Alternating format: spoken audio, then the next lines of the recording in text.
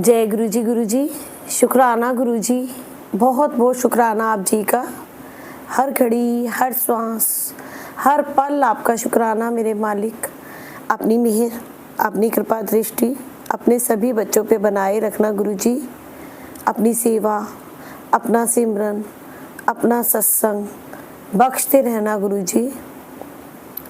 गुरु जी, आगे का सत्संग जो शेयर कर रही हूँ आपकी इच्छा से,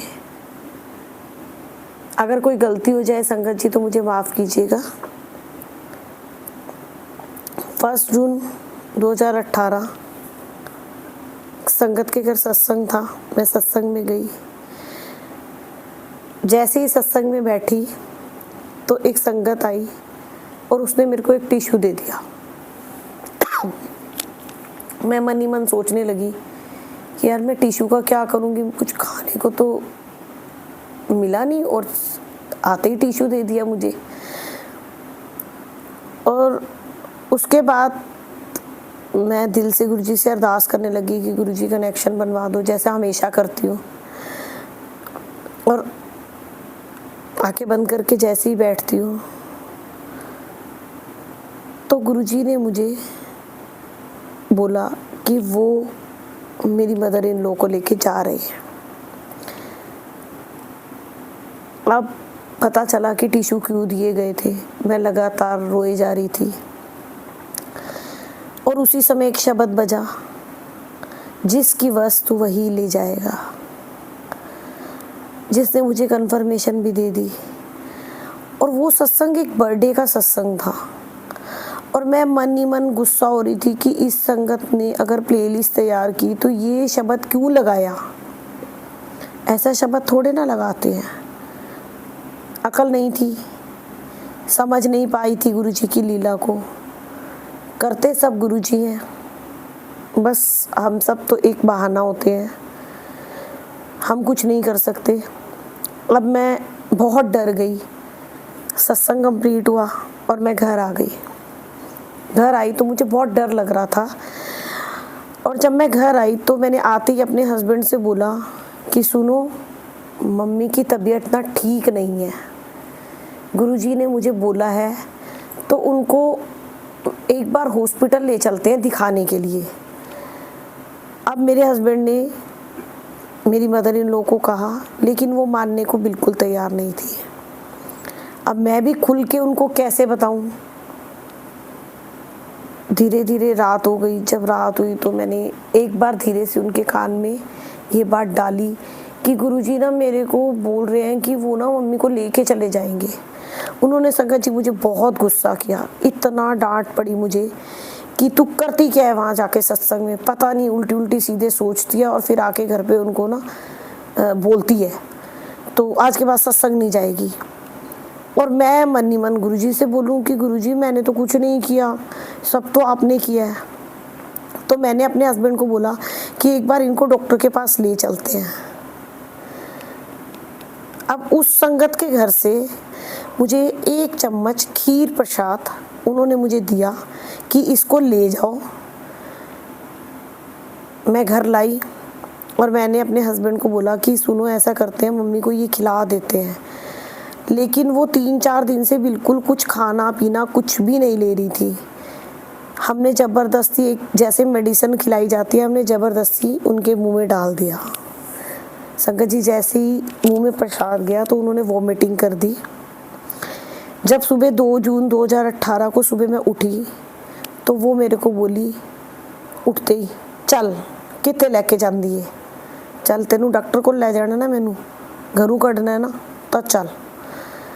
मैं डरने लग गई कि मेरे को ऐसे क्यों बोल रही हैं। अभी तक तो जा नहीं रही थी क्योंकि 2 महीने से वो हॉस्पिटल जा ही नहीं रही थी, पर उस दिन वो बड़े गुस्से में बोल रही थी चल चल चल।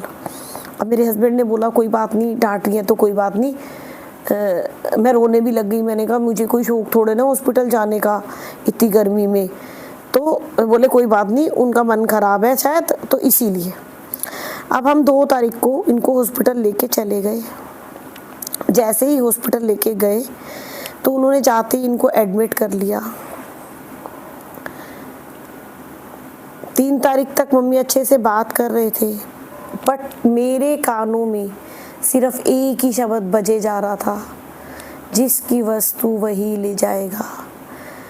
मैंने अपने मेरे कानों में वो इतना बज रहा था कि मैंने अपने कानों में उंगलियां डाल ली कि बस मैं नहीं सुन सकती अब ये वाला शब्द, क्योंकि ये बार बार मुझे क्यों सुनाई दे रहा है।